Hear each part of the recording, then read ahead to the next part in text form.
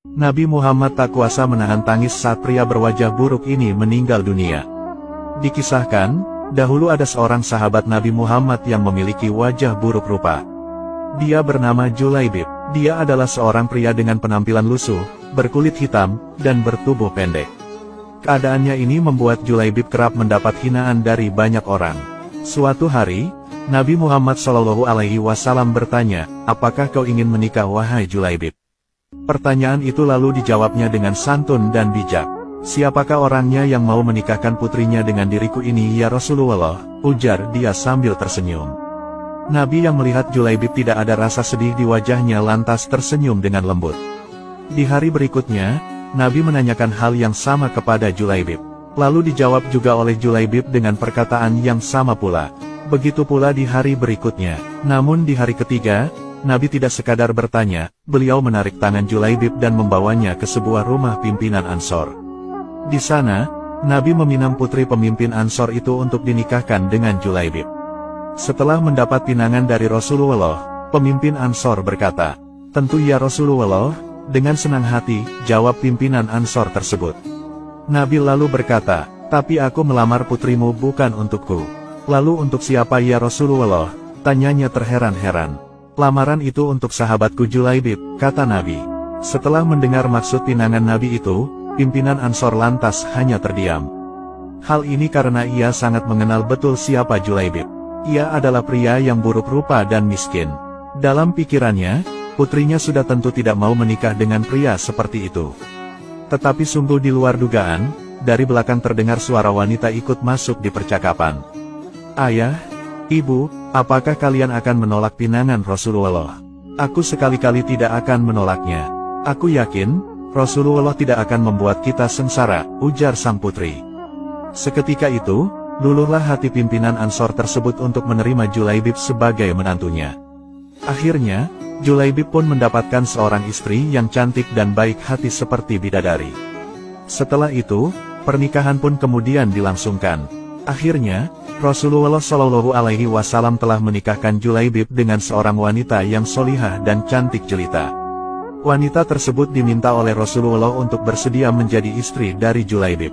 Karena imannya yang teguh, ia rela menaati Rasulullah SAW dengan bersedia menjadi istri dari Julaibib. Perasaan Julaibib lalu begitu bahagia serta penuh rasa syukur. Hal ini karena tak disangka, ada seorang wanita cantik jelita mau bersanding dengannya berkat Rasulullah SAW. Usai walimatul ursi, Julaibib lalu memboyong istrinya ke rumahnya yang berada di Sufah Masjid Nabawi. Julaibib terkagum-kagum saat sang istri menampakkan wajahnya. Seraut wajah putih dan halus serta seulas senyum manis menyapa pandangan matanya. Saat itu, tiba-tiba Julaibib dilanda rasa tidak percaya diri, hal ini mengingat, ia tak memiliki rupa yang sempurna. Benarkah dia telah diterima oleh seorang wanita cantik? Ia lalu bertanya kepada istrinya.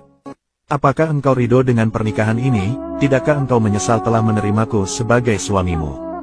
Dengan suara lembut, istrinya lalu menjawab, "Wahai suamiku, engkau adalah laki-laki pilihan Rasulullah untukku.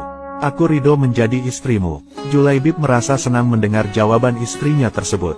Namun, tak berselang lama, tiba-tiba terdengar suara orang mengetuk pintu. Julaibib pun bergegas membuka pintu. "Assalamualaikum, Rasulullah meminta kita berkumpul di masjid karena ada panggilan jihad," kata tamu tersebut. "Waalaikumsalam, baiklah, aku akan segera datang," jawab Julaibib. Akhirnya, Julaibib pamit kepada istrinya. "Wahai istriku, berilah ridhomu atas keberangkatanku ke medan jihad. Sungguh aku bahagia bersamamu. Hatiku penuh dengan cinta, namun cintaku kepadamu bukankah tak sepantasnya melebihi cintaku pada panggilannya," kata Julaibib. Mendengar ucapan suaminya, istri Julaibib meneteskan air mata. Mereka baru saja menikah pada siang hari, dan malam harinya Julaibib harus berperang. Istri Julaibib berkata, "Berangkatlah, doa dan ridhoku menyertaimu wahai suamiku. Bunga-bunga cinta baru saja mekar di hatiku.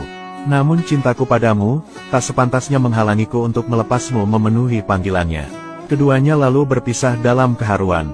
Niat mereka karena Allah semata. Julaibib lantas pergi ke medan perang.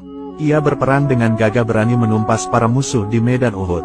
Saat perang telah berakhir, Rasulullah SAW mencari Julaibib. Aku kehilangan Julaibib, di mana dia? Para sahabat lalu mencari Julaibib.